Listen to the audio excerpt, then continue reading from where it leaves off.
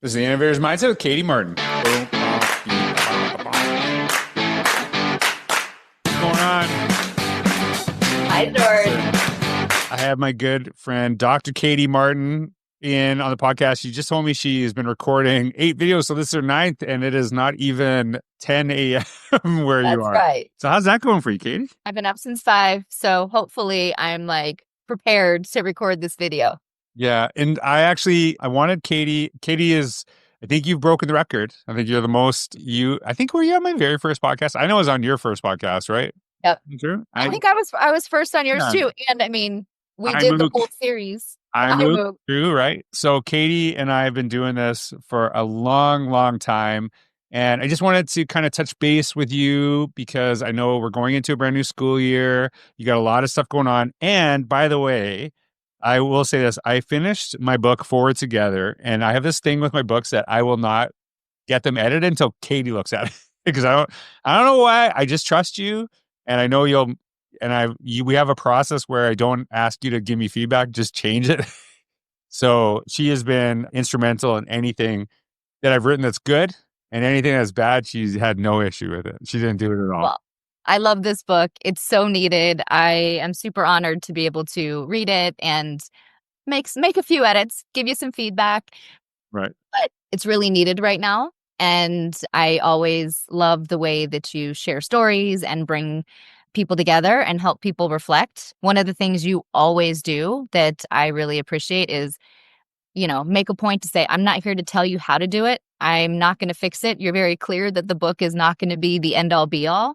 It's about inspiring people, provoking people to think about how to do things differently. I think that is like, if you think of what book has been the fix all? Do you know what I mean? Like, there's never been one that, hey, do these things in this book, everything will be solved. Because if we would all know the book, if there was that thing. So I think you really kind of want to say, like, hey, you have ownership, you know your community better than anybody else. So that's where you actually have to go. One of the things that we talked about in it as I have a conversation about the idea of community schools. And I was actually in a school district in Florida, and someone asked me, have you ever worked in a community school? And I was like, I think I know what you mean, but I'm not really sure what you mean. And then we had a really interesting conversation about it. And I said, basically every school is a community school in some context, but I know you wanted to talk about this a little bit and what that means to you and kind of what are some of your insights through that process, because the one of the things in Forward Together is that I'm like, school is not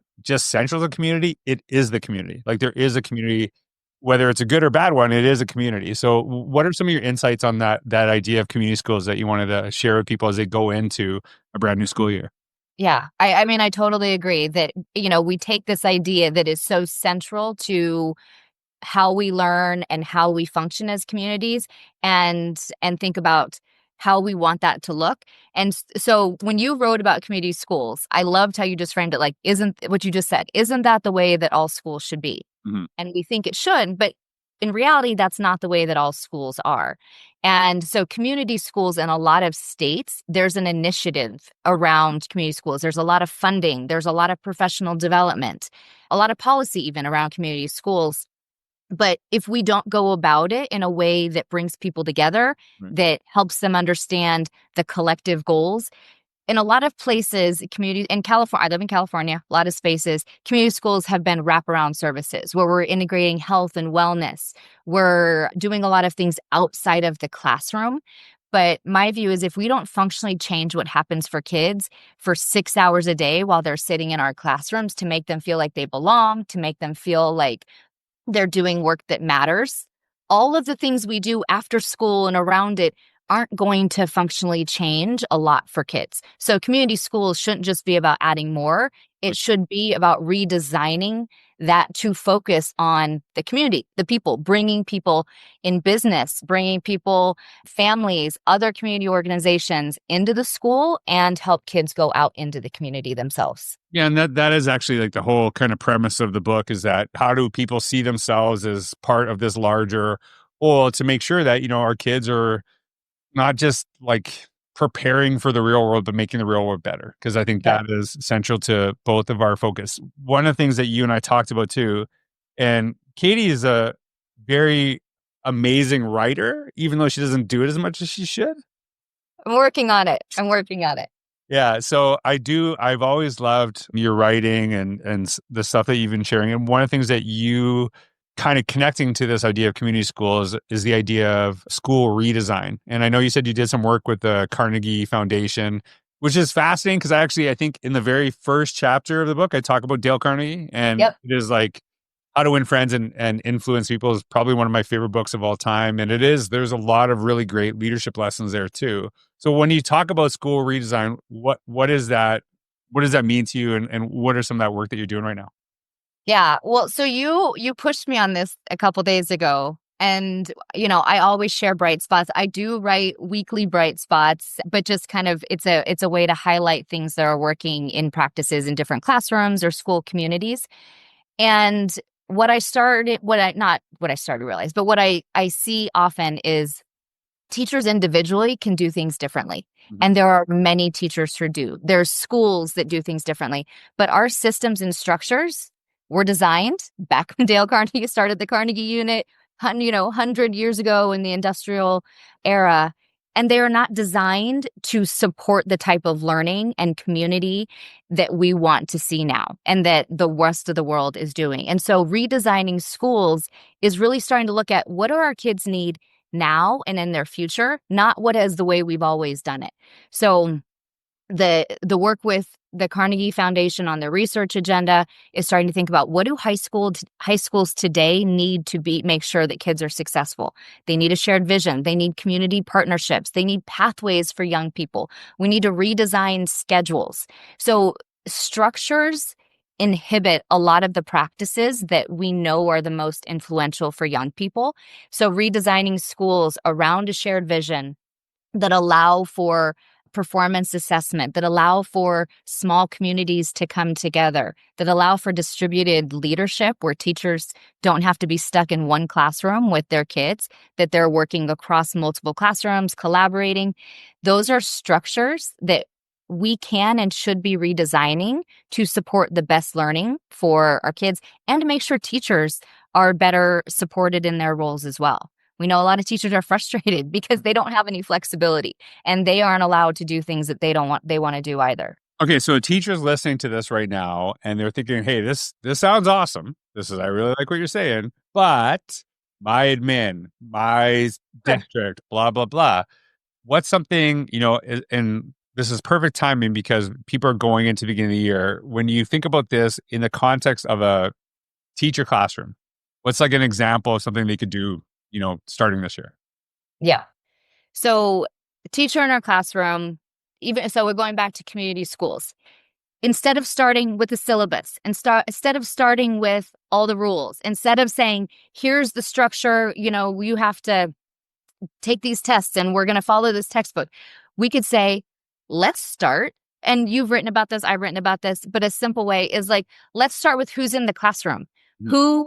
Who are the kids? What are the strengths? What are the interests? What are the goals? We still have standards. We still have things we have to meet. But taking time to start the year, not just cheesy icebreakers, not just like, hey, talk to your elbow partner, but like, who is this group of people who's going to be together all year? What do we want to accomplish? What are our goals? What are our ideas? How can we connect with the community? You might be in a 60-minute block. You might have, different things you have to teach, but there are ways to navigate it with the kids in the classroom in a way that like brings them in, creates that community, and doesn't make it feel so compliance and controlled, that is really about the agency of the learners in that room. Yeah, one of the things that so someone's listening to this and saying, "That's all well and good. I don't have time." Right. And the argument I would make on that is when you get to know the students you serve and the people you serve, and that's even at the admin level too, it actually accelerates things getting done. So Totally. the more you know somebody, the more they feel. And like I literally just wrote about this. I think it's coming out. It'll probably be out by the time this podcast comes out. Is that when you actually get to know the people you serve? Because there's this little pushback on social media, like, "Oh, have you tried relationships?" It's like, and I get why there's a pushback. It's because you see people and it's like all they talk about is relationships as if it's the end point of what you're Right. doing. Whereas I actually see it's the foundation. It's the foundation, but it's trying to go kind of above and beyond. And really, when you know the people you serve, then everything actually kind of accelerates after that. And so sometimes the example I gave is like in how I talked about this. I worked with an assistant principal, but she was incredible. She hated getting any acknowledgement for anything that she did publicly. It was embarrassing to her. She just wanted to do work, leave me alone. I'll do it behind the scenes. Do not mention my name. I like public. I like it. I want acknowledgement. Do you know what I mean? And so the relationship is not like it's all about warm and fuzzy. It's like what makes this person tick? How does this person drive? And so I think that's maybe I think that's where I try to kind of like, hey, let's kind of go back into what is meant by what is said because I can understand the pushback, right? It's like, hey, kids are like, punching each other in the face. Well, have you tried building relationships? I get it, right? That's a Right. bad way to do that. Now, I know you're very short on time. Wait, hold on. Yeah. I want to just Or- go on this a little bit deeper. So Just so you know, you told me you only have a little bit of time, so I do. That when we talk about relationships, I think that you're totally right. People are like, oh, it's the only thing. Relationships are everything. And I think that relationships are not everything, to your point. They're a foundation. But if we don't get to know learners and help them know themselves and their teammates, classmates, whatever, it's going to be much harder to do everything else. So you spend the time. So when people say they don't have time, you spend the time on the front end creating that community and making it easier, or you spend the time in behavior problems and you're constantly trying to react to kids who are frustrated and don't want to do things. And I see this all the time, K-12, but really, really acutely in the middle school. I'm a middle school person. I love middle school because I spent time understanding the developmental needs of middle school students. And so often when people are struggling, it's because they're like, get in, be quiet, stop talking. When adolescents need to move, they're so squirrely and so, dealing with so many things, just like all of our kids, that if we create control and command classrooms, no kidding, kids are frustrated and they're acting out and they're totally disengaged because they don't feel like they have a place there. They don't feel like they belong. And so you deal with those things no matter what. It's better to do it on the front end and enjoy it and then work through those challenges and opportunities together. as you're talking about this, I think about like to this day, I'm terrible at science. Like anything science, I'm like, I just don't understand it. Struggle with me. I think science is really important, which is why I choose to stay out of it. Because like someone who really knows what they're doing. So I remember my high school experience having a couple of like chemistry teachers really struggling, and I would rather be known as a class clown than stupid. Mm-hmm. And then I remember a couple of my science teachers later on, I don't know if they really made me smarter in the subject, but I felt way more appreciated where I'm like, okay, I'm not going to be as much of a troublemaker in this class. I don't want to say like, oh, they just knew how I ticked. And then all of a sudden, I became a chemist. Like, that's not what I'm saying at all. But it was like, it's basically, You're more open you to just learn, know, right? you either know the subject. That's how I felt. It's like, this subject is the most important thing. I don't really care about you. Learn the subject. And then that's where it caused the most issues. Where it's like, hey, I actually care about you, a person. Like, I remember, this is not even a lie. I'm so embarrassed about this. I like barely passed chemistry. And it was like, hey, I remember my teacher saying, listen, I'll pass you as long as you promise you never teach science to children. I'm like, I will never. I wish I was kidding right now. It's like, you will get this. So I don't know. But anyway. Yeah. Well, my husband, Matt, is a chemistry teacher. Right. So I just ask him all the questions. All right, there you go. So really even needs chemistry. Yeah, I got this one question for you now. This is like kind of a curveball. I'm curious to this because I think about this. So I've watched your kids grow up. Yep. And do you think that you are adamant about have you changed your views on education because of your kids, or have you become more firm on what your beliefs because of your kids? Mm. Do you know what I mean? I like if I could answer that myself, I don't think I've really changed my thinking, but I'm like, okay, now this like I'm convicted, right? And I think that so we all like grow through our experience and learn. And I was a middle school teacher, like I said, and have experienced a lot. But it's been interesting, and I thought about this because my kids are so close together. They go through elementary, middle, and high school together.